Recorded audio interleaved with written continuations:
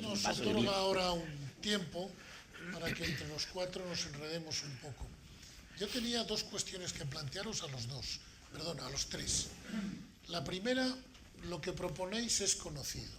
Lo habéis escrito, está bastante claro, lo habéis resumido perfectamente.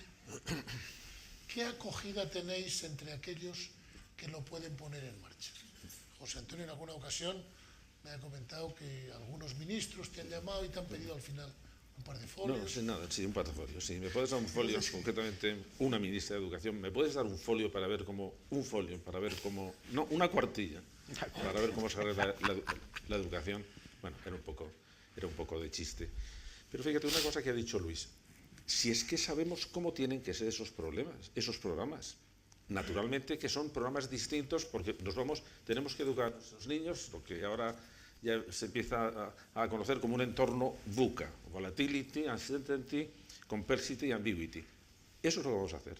Y eso necesitamos amoldar los programas a estas cosas. Jane Heckman, un premio Nobel que tiene los estudios que tiene acerca del retorno que tiene la inversión económica, son fantásticos, pero los que tiene acerca de cuáles son los aspectos de los programas que nosotros necesitamos son más fantásticos todavía, porque es lo que él llama las non-cognitive skills, que dice, es que es ahí donde está.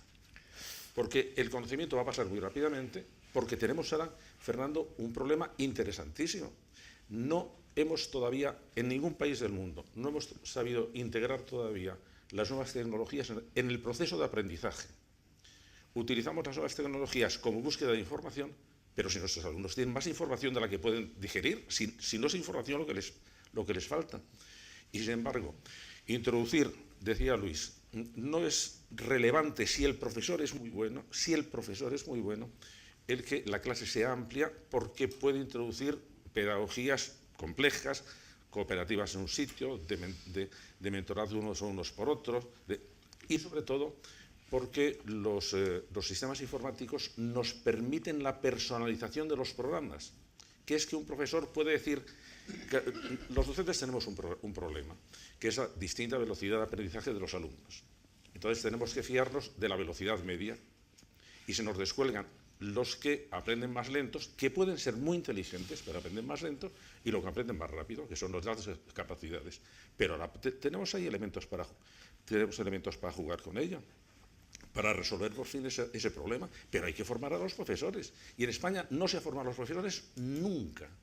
Yo acabo de revisar, porque me lo han pedido el Instituto de Evaluación, el estudio TALIS que hay acerca del profesor de secundaria. Y antes había revisado el TESM, que es de los maestros en matemáticas, la formación matemática de los maestros. En el TALIS nos hemos encontrado una cosa absolutamente aterradora. Cerca del 60% de los profesores de secundaria en España dicen que nunca les ha dicho nadie si estaban dando bien las clases o no. ¿Y tú sostienes que la primaria no va mal? Porque la primaria es más sencilla. La primaria es más sencilla. Es decir, si nosotros teníamos que copiar, primero, la primaria y la secundaria, a mi juicio, la mejor es la del Reino Unido, la profesional, la de Alemania, y la universitaria, la americana. También inglesa, pero es muy potente. Pero la enseñanza primaria y secundaria del Reino Unido es realmente muy buena. Lo único que pasa, que es lo que dice Luis, se está deteriorando mucho todo el profesorado en España. ¿Por qué? Porque no acabamos de saber cómo le formamos, cómo le exigimos y cómo le premiamos las tres cosas, y hay una especie de deterioro general de la programación. En este momento la primaria está sufriendo los recortes muy duros.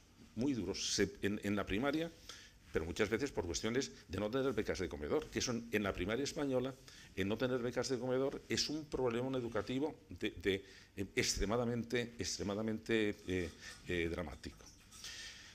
Yo, si me permites discrepar, por introducir algo, porque si no hay discrepancia, yo la impresión que tengo es que la primaria a mí me parece menos convincente de lo que le parece a José Antonio.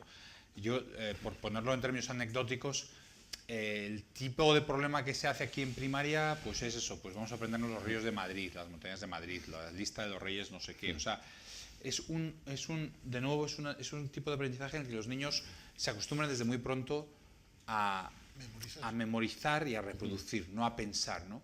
Hay una cosa que me impresionó mucho en Inglaterra, que comparto la idea de que por lo menos en los buenos colegios es bastante buena, es desde el principio, claro, eso lo notamos mucho cuando nos encontramos con los ingleses, ¿no? Desde el principio los niños tienen que hacer presentaciones y tienen que explicar cosas y se tienen que poner enfrente de la clase. Tanto en Estados Unidos como en Inglaterra hay una cosa muy bonita que se llama show and tell, que es muestra y cuenta. Entonces tienes que traer algo de tu casa, ¿no? Tu papá te ha regalado un reloj, ¿no?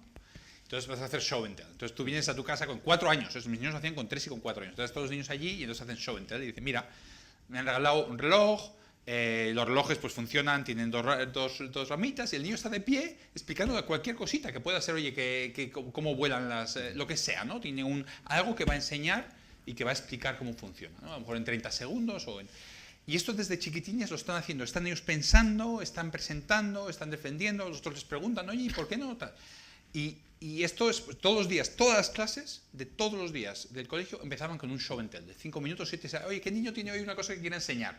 Ah, pues mira, este juguetito o lo que sea, o un pajarito, o un animalito que me ha regalado, un hámster que tengo en casa, lo que sea. Lo enseñaban y lo contaban.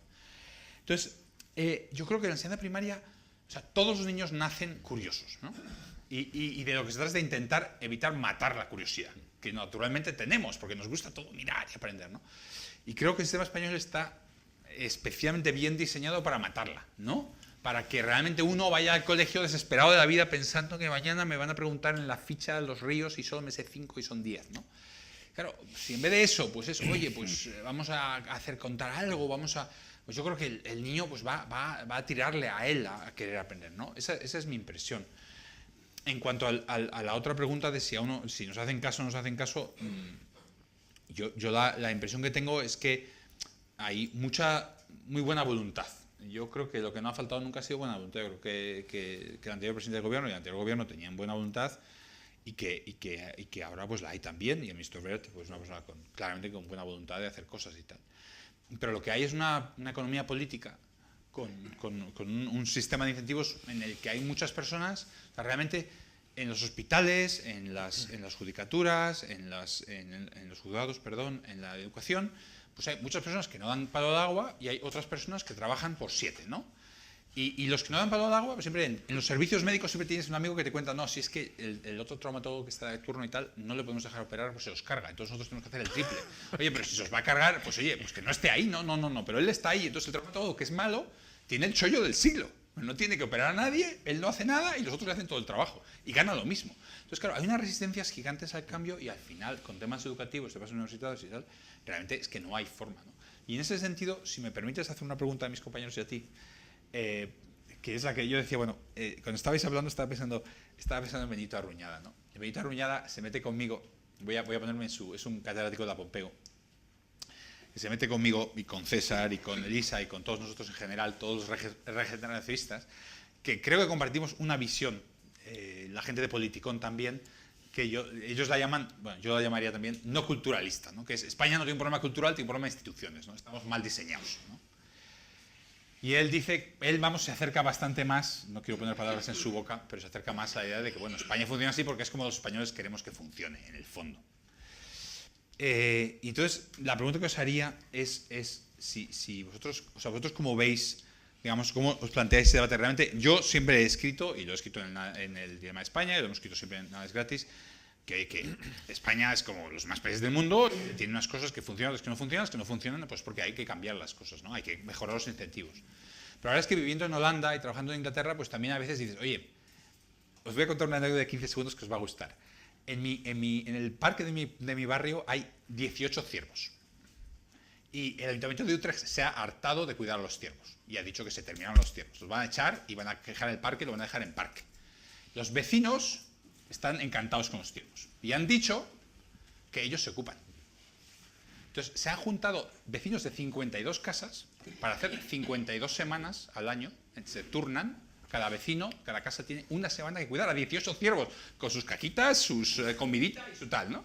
Ellos se han organizado, ya saben que en Holanda hay toda esta idea de los canales, antiguamente, de la acción colectiva, pues se han organizado y ellos, sin intervención del Estado, lo hacen, ¿no? Los papás en mi barrio tenemos que ir a limpiar el colegio. Una vez cada 2 semanas, a uno de los papás de mi clase, vamos a limpiar la clase, porque no hay dinero para limpieza. Entonces, la otra explicación es, oye, lo que falla no son los incentivos, lo que fallamos somos nosotros. Y entonces, ¿qué os parece? ¿Os provoca respuesta o no? Bien. Yo fui una vez al colegio de mi hija. Fuiste a limpiar. Sí que limpiaste. No, a buscarla. ¡A buscarla!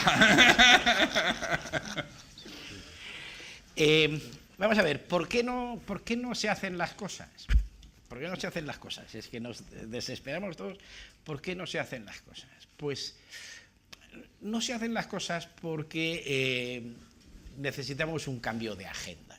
O sea, hay un economista que se llama Dani Rodrik que hace análisis económico del cambio político, ¿no? Y Rodrik caracteriza un régimen político por una agenda y por un conjunto de élites o grupos de presión, ¿verdad?, que se sienten que sus intereses están representados por esta agenda y la apoyan. Típicamente los regímenes políticos entran en crisis porque la agenda por algún motivo caduca. La de España, la del 78, pues era una agenda buenísima, pero tenía básicamente 2 objetivos, democracia y Europa, y en 8 años los había conseguido. O sea, era una agenda fantástica. Ahora, el mundo ha cambiado mucho. La Europa en la que entramos ya no es la que estamos. Hace falta un cambio de agenda que recoja las obviedades que Marina, Garicano y Molinas están diciendo aquí. Vamos a hacer un proyecto de futuro, vamos a hacer del capital humano... ¿Pero cuántos van a votar ese proyecto? Esa es la cuestión. No, porque ahí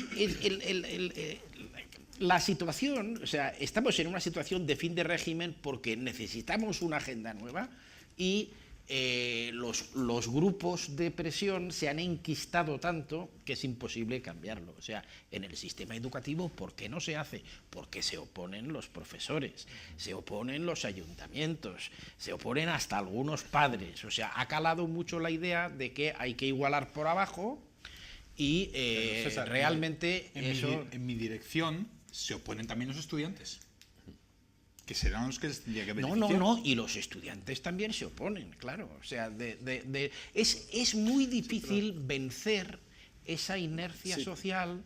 Claro, pero yo creo que ahí también volvemos a la educación. Es una visión, si quieres, la de Weber un poco simple, pero tenía razón de que respecto de la cultura cívica hay una clara diferencia entre países protestantes y países católicos. ¿Por qué? Porque mientras que los países católicos habían insistido siempre en que la única moral era religiosa, de los países de Alemania para arriba habían pensado que había también una ética cívica que había que cumplir. Que lo importante no es solamente que cometieras un pecado, ¿no?, sino que fueras decente, que fueras honesto, que fueras responsable y que limpiaras y que no dejaras la porquería de los perros en la acera. Eso no es pecado, pero es una falta cívica de enorme gravedad. Eso es así, pero que realmente Entonces nosotros no hemos tenido una conciencia cívica nunca porque no hemos tenido ese tipo de educación. Las cosas que se dijeron, por ejemplo, cuando hace ya 8 años surgió un debate absolutamente disparatado sobre la posibilidad de que hubiera una asignatura de educación para la ciudadanía, que lo que tenía que explicar era este tipo de cosas, que es que la ciudadanía significa una serie de responsabilidades, una serie de compromisos, una serie de normas de convivencia política, social, familiar, que había que cumplir. Y las cosas que se dijeron en ese debate fueron de tal gravedad que te explicas entonces cómo lo que hace falta es empezar a hacer una especie de educación cívica desde muy abajo, porque no lo estamos haciendo. Y eso lo tendrá que hacer todos, tendrá que hacerlo la escuela, tendrá que hacerlo los políticos, porque una de las cosas más sabias de la educación es que para educar a un niño hace falta la tribu entera y para educar bien a un niño hace falta una buena tribu. Y entonces, una buena tribu. Una buena tribu. Sí, y entonces, el escándalo social, lo malo de la corrupción es que es un acto activo, es que corrompe. y está produciendo está generando en España una enfermedad que es un síndrome de inmunodeficiencia social. No respondemos a nada. No respondemos a nada. Y pasan cosas terribles y no respondemos a nada. Dándote la razón. Pero hay que empezar. Pero lo que pasa es que hay que empezar. Vamos a restablecer la es que hay que empezar a hacerlo. de los tiempos. Me faltan 50 segundos. No. Sí, no, porque has hablado tú todo el rato. Vamos a ver. Sí, pero hemos sido capaces de abordar agendas en tiempos mucho más difíciles que estos, que eran los años 75, 76, 77, ahí sí, o sea, eran unos objetivos que todo el mundo que entendía y que la gran mayoría de la población quería. Ahora yo creo que los propios gobernantes no entienden que dando más autonomía a los centros, y si te ha olvidado decir, pidiendo más responsabilidades por los resultados, va a mejorar la enseñanza. Esto realmente en Cataluña han hecho una ley de educación fantástica, buenísima, que podía estar hecha en Finlandia, pero no son capaces de aplicarla por los obstáculos políticos inmensos. En Madrid, doña Esperanza Aguirre no hizo ninguna ley, simplemente hizo las reformas sin necesidad de ley y han cambiado las cosas en la educación primaria y secundaria de Madrid mucho más que en Cataluña. ¿Cómo? Evaluando, publicando, dando responsabilidades y pidiendo responsabilidades. Es por ahí, ¿no? Realmente la transformación que hay que hacer en el sistema educativo, solamente con eso, es un problema de gestión, no de dinero. Yo estoy totalmente de acuerdo con Marina. Hay que ir mucho más allá. O sea, hay que empezar a pensar ya que en la enseñanza primaria, como en la preescolar, realmente las clases hay que darlas fuera de horario escolar. Los alumnos, cuando están en su casa, que se conecten con el ordenador, por internet, y van a tener unos profesores fantásticos, mucho mejores de los que tienen en el colegio, que les van a dar las clases. Y los deberes hay que hacerlos en horario escolar en el colegio, con el profesor, que sea un tutor, que explique cómo se hace el dichoso problema, que provoque el debate. Es poner... Claro, eso va a costar más, porque tienes que formar a los profesores para empezar. Pero yo creo que es la ambición que esa reforma educativa tiene que tener, es poner primero los mimbres, que es, oye, que los centros se responsabilicen de sus resultados, oye, que se corrija luego por el origen socioeconómico de los estudiantes y tal, bien, pero luego tener claro a dónde queremos ir, que es preparar a los ciudadanos para que puedan tener una vida laboral, una vida cultural y una vida personal satisfactoria en el siglo XXI. Yo creo que el entender los obstáculos para el cambio es clave para conseguir hacer cambios, ¿no? Y yo creo que el obstáculo para el cambio me cuesta trabajo creer que sea simplemente que falta una agenda. Sale un señor y lo explica y la gente se va a tirar. Ojalá. Lo hemos visto muy de cerca con las universidades, ¿no? Sabemos que si se dijera vamos a hacer las clases mucho más exigentes y vamos a hacer que los estudiantes realmente tengan que estudiar y vamos a hacer que la asistencia pues sea más obligatoria, que los profesores tengan que hacer pues que no haya libros de texto, que no haya apuntes. Por ejemplo, la típica tema en las universidades que todos hemos vivido y sufrido, ¿no? Los apuntes malditos, ¿no? ¿Esos apuntes qué es? Pues que llega el catedrático de Derecho Civil y se pasa 1 hora y media leyendo unas cosas que tiene que ir escritas con una letra inmunda y se pasan allí 150 señores copiándolas, ¿no? Como si la tecnología de fotocopiar no existiera y la tecnología de colgarlo en internet no existiera, ¿no? Y luego resulta que luego hay un examen en el que el señor catedrático va a preguntar el punto 3, número 1 de los apuntes y le tienes que preguntar el punto 3, número 1. Si cuentas el 3.1 aumentado o disminuido, te has fastidiado, ¿no?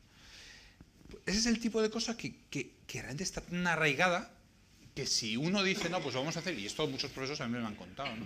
Si uno dice en la clase, en la Autónoma o en la Carlos o en la Complutense, oye, pues en mi clase no hay apuntes, pues se monta un revuelo. Oye, entonces, ¿qué va a caer, no? ¿Qué va a caer en el examen? ¿No? Pues, oye, o sea, el examen va a examinar de estos temas, ¿no? Y vas a estudiarlo leyendo estos artículos, leyendo estos libros de texto, con lo que discutamos en clase, con todo eso, pues te vas a preparar para el examen, pero no hay una definición de 1, 2, 3 que te va a permitir hacerlo, ¿no? Pues cuando uno intenta hacer eso, realmente se encuentra con una resistencia al cambio muy, muy fuerte. Sí que comparto la idea de Marina de que tiene en gran parte una raíz también educativa. Quiero decir que uno pues exige lo que uno conoce y lo que uno sabe y lo que... no estoy seguro si tiene que ver con la ética protestante. Yo la verdad es que en Holanda vivo al sur de los ríos. En Holanda, vivir al sur de los ríos quiere decir que vives en territorio católico. Vivimos al sur de Utrecht, está al sur del Rin. Entonces, es territorio católico y Bavaria es territorio católico, quiero decir, en Alemania, ¿no? La diferencia quizás entre católicos y protestantes, contrariamente a Weber, es que quizás los protestantes, hay un artículo muy reciente en el Quarterly Journal, de los protestantes, como tenían que examinar la Biblia sola, daban mucha importancia precisamente a la educación, a aprender a leer. Los católicos, como tenían que escuchar al cura y saber lo que les decía y repetirlo, pues era más memorizar. O sea que por ahí también puede ir en parte. Pero siendo cualquiera de las dos explicaciones, lo que está claro es que hay mucha pedagogía, que la tratamos de hacer todos los días y muchos de los que estamos aquí, pero que más allá de la pedagogía no es obvio que la sociedad española esté pidiendo el tipo de cambio que a muchos nos parece que hace falta. Y que si es muy probable, y a lo mejor no lo sé, que Bert sí tuviera buena intención originalmente, el hecho de que no las haga a lo mejor no es porque realmente él esté vendido a las élites no sé qué, sino que es que a lo mejor realmente está aterrorizado de que si da un paso en la universidad, pues tiene una huelga general pasado mañana, ¿no? Me ha dejado perplejo esa apreciación tuya de que son buena gente y tal, tienen buena voluntad. Pues no sé qué es peor, si tengan buena voluntad o que no la tengan, ¿no? Yo quería suscitaros una segunda cuestión. Aquello del tonto listo, no, del tonto con buenos resultados o el listo. Bueno, una segunda cuestión. Los tres habéis sido de alguna forma agitadores de conciencias, ¿no? Y provocadores, y unos os aplaudimos, otros os tiran tomates. ¿Cómo evaluáis el desempeño? Es decir, después de tanto tiempo agitando y tal, ¿creéis que progresa adecuadamente la agitación o que esto no tiene arreglo? ¿Quién empieza? Yo me lo tengo pensado, porque... Vamos a ver. Nosotros, y no sé si José Antonio se apunta o no se apunta, pero vamos, Elisa, Luis y yo, somos regeneracionistas, nos llamamos regeneracionistas, ¿no? Tenemos una componente profética, es decir, el profeta es el que dice lo que hay que hacer y lo que te va a pasar si no lo haces, ¿vale? No el que dice cómo lo tienes que hacer. Eso se llama un político. El rey David era profeta y era político, le fue mejor como profeta al final, pero eso es un político. O sea que el regeneracionismo no niega la necesidad de los políticos. El político es la integral de la sociedad, ¿no? Es el sumatorio, el que realmente consigue hacer las cosas. Es decir, yo a esta conclusión llegué tras mucha frustración de ver que nadie nos hacía caso. A los profetas tampoco, o sea que no creamos que casi todos acabaron mal, además. O sea, no nos vamos a desanimar. O sea, vamos a seguir diciendo lo que hay que hacer, lo que va a pasar si no lo hacemos y animando a los políticos a que lo hagan. Son dos oficios distintos. A mí me decía Jordi Sevilla también en una mesa redonda, oye, estoy harto de oír el qué, ¿por qué no habláis del cómo? Digo, para no dejarte sin trabajo, tú eres un político. Nosotros estamos diciendo, somos los profetas, hemos tenido la visión y empujamos hacia ahí, pero no tenemos otras profesiones y nos dedicamos pues a otras cosas. Mira, yo he estado mucho tiempo trabajando sobre algo que en las empresas se conoce muy bien, que es cuando una empresa tiene que cambiar lo primero que tiene que decir es quién dirige el cambio. Entonces, yo he estado mucho tiempo estudiando quién debe dirigir el cambio educativo. Para llegar a una solución, pues tengo que empezarlo yo. Es ridículo. Es decir, que no podemos empezar de a ver quién empieza. Bueno, cada uno que empiece como pueda. En este sentido, yo en este momento me considero un activista educativo. No nos podemos meter en una rueda de excusas porque de ahí no salimos. Todos echamos la culpa al otro y decir, pues mira, se acabó, yo empiezo. ¿Cómo empiezo? Hombre, yo voy a empezar en mi aula. Si yo doy una clase pensando que la salvación del universo, y se lo digo a mis colegas de claustro, está en cómo doy yo mi clase, estoy empezando la revolución, estoy empezando el cambio. Yo he organizado la Universidad de Padres. La Universidad de Padres lo he hecho con muy pocos medios, porque no tengo muchos medios. Bueno, en este momento tenemos unos programas educativos a través de los padres que son los mejores que hay en el mundo. Por ahí han pasado, tenemos matriculadas a 10.000 familias. Bueno, he hecho lo que he podido.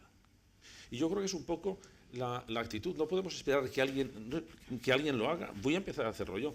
Yo en este momento estoy organizando un club de excelencia educativa y espero que los 1.000 mejores profesores se reúnan aquí. Y si los 1.000 mejores profesores, pero profesores en el aula, deciden hacer las cosas bien, hombre, podemos organizar una fuerza educativa. ¿Va a servir o no va a servir? Pues hay que empezar de alguna manera. A mí nunca me interesó la universidad. No he querido estar en una universidad, yo soy catedrático de secundaria. ¿Por qué? Porque la universidad, desde hace muchísimo tiempo, no tiene ningún interés educativo. Ningún interés educativo. Solo basta ver que en la cuestión de los sexenios se premia cualquier investigación que suelen ser refritos de muy poca calidad y la capacidad docente no se ha evaluado nunca en las universidades. Nunca. Pues ya está, pues tenemos lo que queremos. Y todo el sistema educativo español ha sido reacio a la evaluación. En todos los niveles. Y cambiar eso nos está costando un montón, pero hay que hacerlo. Nos ha venido de Europa desde a partir de la cumbre de Lisboa un nuevo tipo de educación, que es vamos a educar por competencias, que está bien pensado. No va a ser por asignaturas, sino va a ser por competencias, que es una cosa mucho más transversal. Nadie se ha puesto a pensar, ¿y eso cómo se evalúa? Una de las competencias, aprender a emprender. Esa es una de las competencias que está diseñada por la Unión Europea. Yo he hecho para la Fundación Príncipe de Girona un programa de cómo se puede hacer esto en las aulas. Y lo que nos ha costado trabajo, y estamos orgullosísimos, es que hemos hecho unos criterios de evaluación para ver si eso funciona o no funciona. Está de moda, vamos a enseñar por proyectos. Claro que enseñar por proyectos es fantástico, pero tienes que saber en cada proyecto qué es lo que quieres que el niño o el adolescente aprenda a través de ese proyecto y evaluarlo. Y todas esas cosas, es que esa es la textura de la educación, es que esa es la textura de la enseñanza, que es una cosa muy complicada, donde no hay milagros, pero tampoco hay enigmas. Sabemos cómo se hace y por eso en ese sentido, bueno, yo creo que cada uno tiene que empezar a hacer lo que pueda desde donde pueda. A mí me gusta esa filosofía. Yo creo que el título comparto la etiqueta de regeneracionista, pero no comparto la etiqueta de profeta.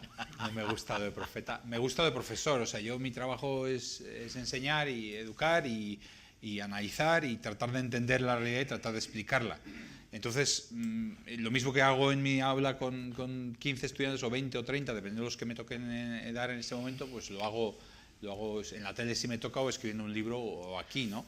Y comparto mucho, me parece muy bonita la idea y creo que es un poco parecida a la idea de los ciervos que comentaba yo, ¿no?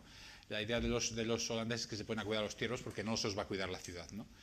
Que si es verdad que el poder político pues, realmente no tiene la capacidad de respuesta y si es verdad que nuestro sistema funcional tampoco la tiene, pues sí que es verdad que la sociedad, cada vez hay más gente que dice, oye, las cosas como están no tienen que seguir y se puede hacer mucho más, ¿no? A mí me gusta, por ejemplo, mucho la idea de las clases para padres, porque los padres realmente son los primeros que tienen que entenderlo, su papel en la educación. Yo creo que de forma similar, por ejemplo, uno se podría plantear cosas como las siguientes, que en algunos momentos se piensa ponerlas en marcha, pero claro, a uno tampoco le da el tiempo, ¿no? Pero, por ejemplo, en los colegios de ingenieros y en los colegios pues hay muchos ingenieros técnicos, muchos ingenieros superiores, etcétera, con 55 años prejubilados, que podrían estar ahora mismo dando clases a los chicos que están parados y enseñándoles cosas, ¿no? Hay mucha gente que sabe inglés y que podría estar enseñando inglés a personas que están paradas. Habría vamos, a mí me parece que la mano de obra más obvia aquí es gente que está parada y que sabe mucho, y gente que está prejubilada o jubilada y que también sabe mucho. Y realmente, pues si tenemos un problema de políticas activas y de gente que está en el paro, que realmente no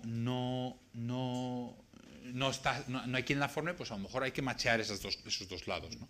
Entonces, comparto mucho esa idea de que la sociedad civil aquí tiene un papel mucho más grande, de que no es, oye, esperar, oye, los políticos no hacen nada, oye, pues vamos a ver qué podemos hacer, ¿no?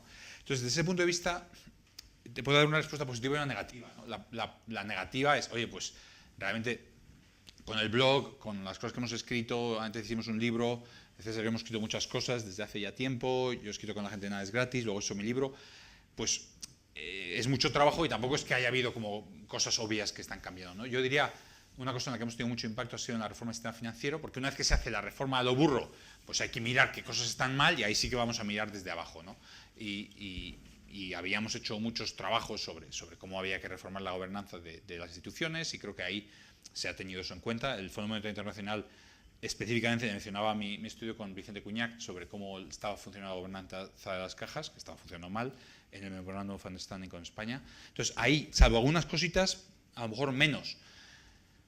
Pero, por otro lado, hay la parte un poco de intentar concienciar a la sociedad de que la gente un poquito piense de otra manera, ¿no? Yo he notado, por ejemplo, cuando escribí un artículo en El País sobre las matemáticas y sobre la educación un poquito más para la creatividad y menos para la memoria, que es un artículo que, bueno, pues ha habido miles de personas que me han dicho, o sea, cuando hay una conferencia siempre se me quedan 3 o 4 a decir, oye, las matemáticas, tienes razón, con mis hijos, no sé qué. O sea, hay mucha gente que notas que le llega, ¿no? Entonces, bueno, a lo mejor no llega a ese nivel, pero a ese nivel de políticos que van a cambiar cómo hacen las cosas.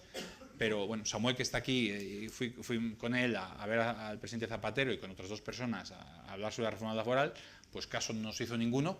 Pero bueno, a ese nivel a lo mejor tienes menos impacto, pero a lo mejor tienes impacto en que la gente un poquito le das ganas de hacer cosas, ¿no? Yo tendría muchas cosas que preguntaros, pero quería también habilitar más entre vosotros. No, has hablado muy poco, César, bueno, has hablado muy concreto del tema de las reformas políticas, ¿no? Y tú has buceado bastante sobre eso y sobre las élites extractivas y las... ¿Cómo veis? Es decir, ahora que los partidos grandes están hablando de planes y leyes de regeneración, ¿tienes alguna expectativa?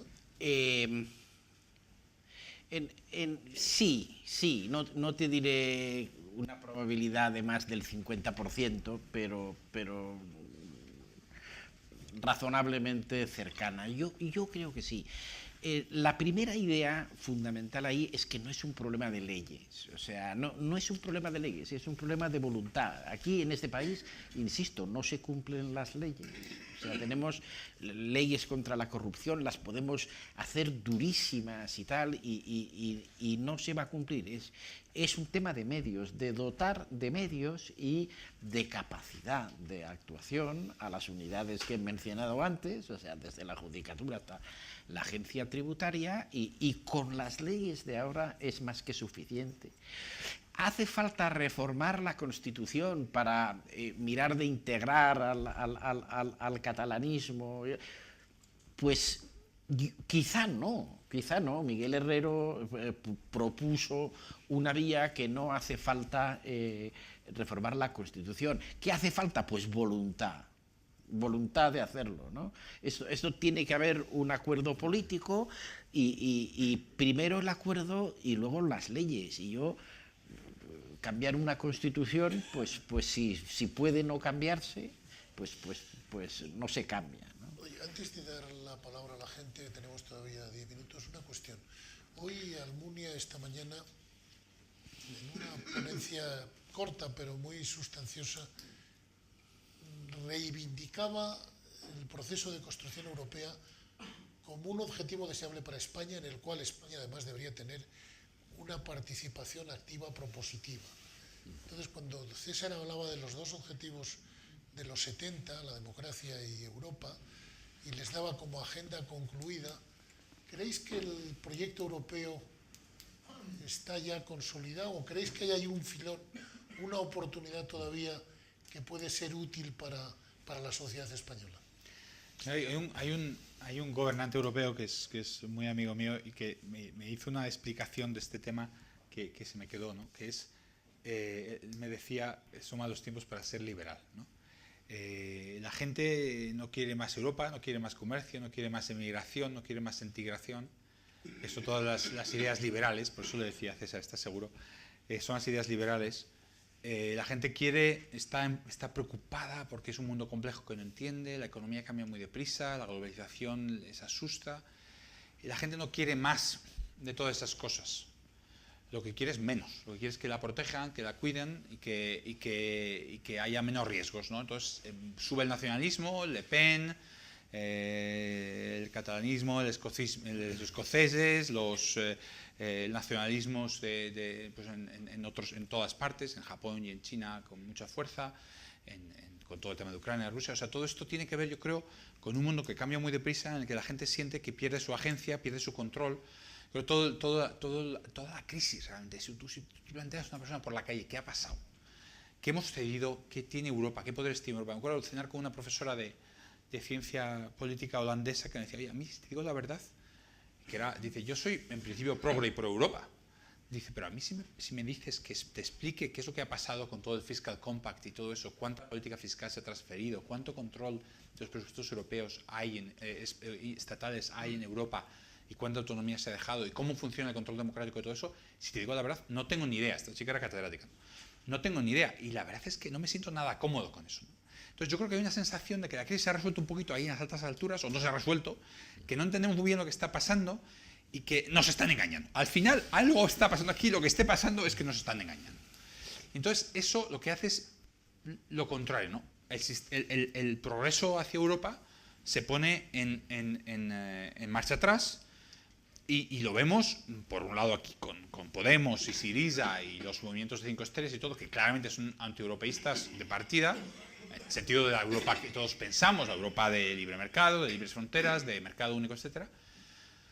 Y por arriba, por el norte, pues movimientos como en Holanda el de Wilders, los de Le Pen, etc., que son movimientos, y en Holanda los de la Alliance für Deutschland, que también te dicen, oye, que se pare esto que yo me bajo, ¿no? Al final esa es la reacción de la gente, ¿no?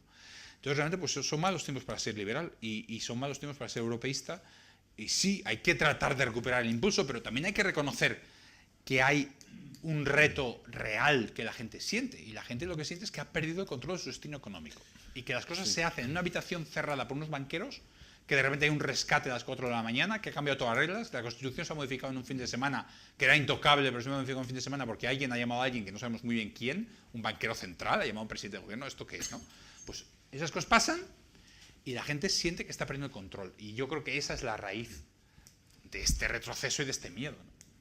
Hombre, yo creo que la idea que, por ejemplo, mi generación tenía de Europa, que era una generación, que era un proyecto culturalmente muy potente.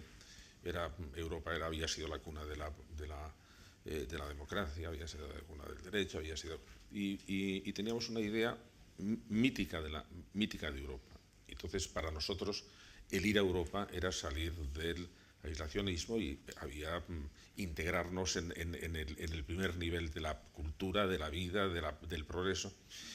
Eso, las generaciones mis alumnos no lo han comprendido nunca.